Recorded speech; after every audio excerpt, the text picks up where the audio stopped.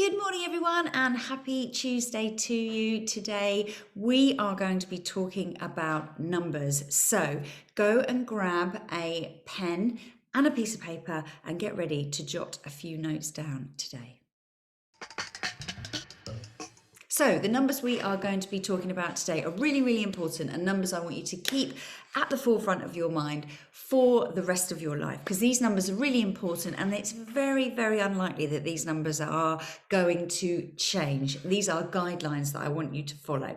So the first number, we're going to talk about our children to start with. It's been a bit of a crazy year, and I think they've probably been on a few more screens and doing a little less exercise than they've previously done in their lives. So let's have a reminder of what the government recommendations, the Public Health England, the World Health Organization recommendations are for our children to stay physically active and physically well. So let's start with some numbers. We are going to start with the number 5 and the number 18. That's the age range of the children that we are talking about that need 60 minutes of exercise every single day of their lives. That's right, 60 minutes of exercise for 5 to 18-year-olds every day. So that's 7 days a week. They need to be doing that, some form of physical activity, for an accumulation of 60 minutes a day.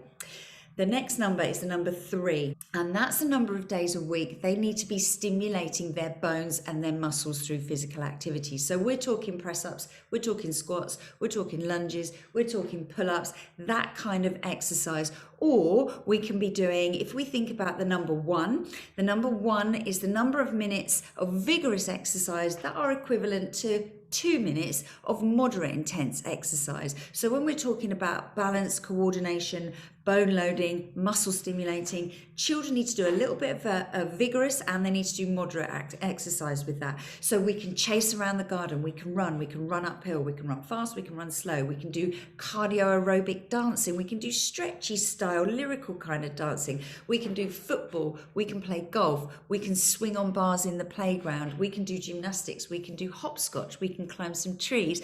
All of those things will help with a child's balance, coordination, strength, and overall physical fitness. So remember those numbers. Rewind the video if you need to listen to those again. Moving on to adults, 150 or 75. That's the minutes of exercise that we all need to accumulate over the course of a week. So 150 minutes of moderate intensity exercise or 75 minutes of vigorous intensity exercise. Moderate intensity exercise would be like playing doubles tennis as opposed to singles tennis, which would be vigorous exercise.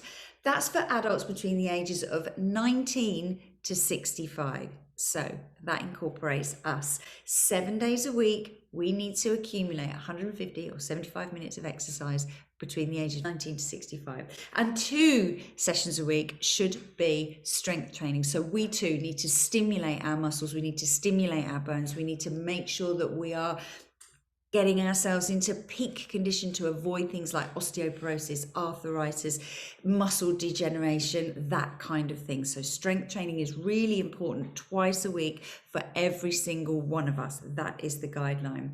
So the next number for you is 18 to 24. That is a healthy range on a BMI chart. Our body mass index needs to be between 18 and 24. If you don't know what your current body mass index is, head over to the NHS website. They have a BMI calculator you can use. It's really, really simple, and it will show you on the chart whether or not you go into the underweight category, into the healthy category, overweight, obese, etc. Find out what you are, make a plan, and get yourself into that green zone. Make sure that you have a healthy body mass index. Next numbers, 80 to 88. Yes, my favorite. The abdominal circumference, the waist circumference, the belly button circumference. Make sure you do yours. Please don't skip it. It's in the app every month for every single one of you to check your abdominal circumference under the body stats tab. So make sure between the numbers of 80 to 88, it means that you're at higher risk. So you need it below 80.